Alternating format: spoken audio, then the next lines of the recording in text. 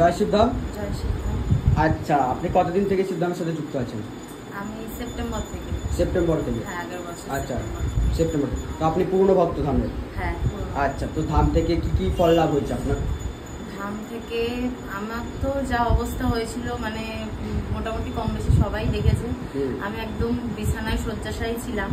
তো বাবার আশীর্বাদে, বাবার কৃপায় আমি বাবার সব মানে যা যা বলেছিলেন সবকিছু গুরুদেবের কথা মেনে আমি মানে মোটামুটি পুজোতে আমি মা দুর্গাকে মানে নিজের পায়ে গিয়ে হেঁটে দেখেছি। বাহ বাহ, খুব ভালো। তো মানে আপনার সমস্যাটা কি ছিল? আমার সমস্যা ছিল বলতে আমি একদম হাঁটাচলা করতে পারতাম না। প্রায় মানে আমি খাওয়া দাওয়া বা টয়লেট মানে বাথরুম সবকিছু আমাকে ঘরে করিয়ে দেওয়া হতো, কিছুই করতে পারতাম না। তো তারপরে মানে আমাকে এনেছেও মানে অনেক কষ্টে আমি মানে এখানে আমার হাজবেন্ড আমার মা নিয়ে এসেছিলেন। তো তারপরে মানে আমি এসে বাবা আমাকে তারপর ক্রিয়া করায়, তারপরে আমি আস্তে আস্তে সুস্থ হই। আচ্ছা, তো এখানে আসার জন্য আপনার কাছে কি কোনো রকম টাকা পয়সা দেওয়া হয়েছিল? না, একদম কোনো টাকা। অ্যাপয়েন্টমেন্টের জন্য ভিজিটিং চার্জেস, কনসালটেশন চার্জেস বা ক্রিয়া করানোর জন্য বা তেল জল পড়ানোর জন্য কোনো চার্জেস কিছু নেওয়া হয়নি। শুধুমাত্র বাবা বলেছিলেন যে বন্ধন, গৃহবন্ধন, জমি বন্ধন এগুলো করে নেওয়া আমার এতে দরকার, সেটুকুই করতে যাই। আচ্ছা, আপনাকে আমি আরো একটা প্রশ্ন করবো, সেটা হলো আপনার যে শারীরিক সমস্যা ছিল সেটা কি ধাম থেকে বলে দেওয়া হয়েছিল আপনাকে? কি সমস্যা ছিল আপনার?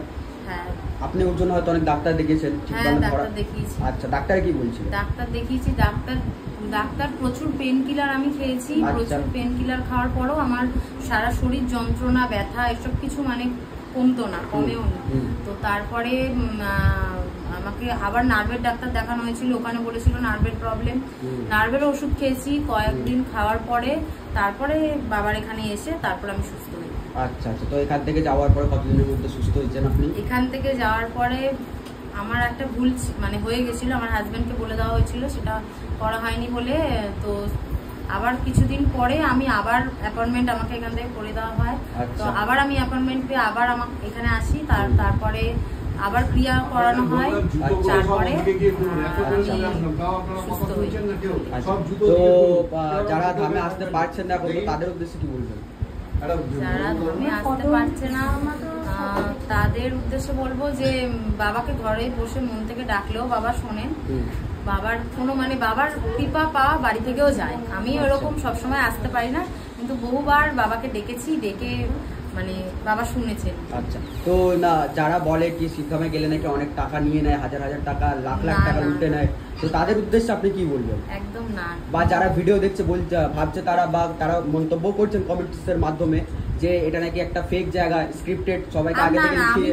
আমি তো মানে ফেসবুকে বা কোনো জায়গায় কমেন্টে দেখলে আমি আমার মানে বক্তব্যটা রাখি যে এখানে কোনো টাকা পয়সা বা কোনো কিছু ইয়ে হয় না, লাগে না। তো বাবা ডাকলে আসা যায়।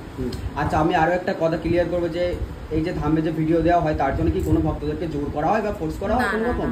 বা শিবধাম থেকে যে সব উপায় বলে দেওয়া হয় সেগুলোর জন্য কি কাউকে জোর জবরদস্তি করা হয়? না না না না, জোর জবরদস্তি এখানে কোনো কিছুতেই করা হয় না, নিজের ইচ্ছে থেকে। আচ্ছা আচ্ছা, ঠিক আছে। জয় শিবধাম। জয় শিবধাম।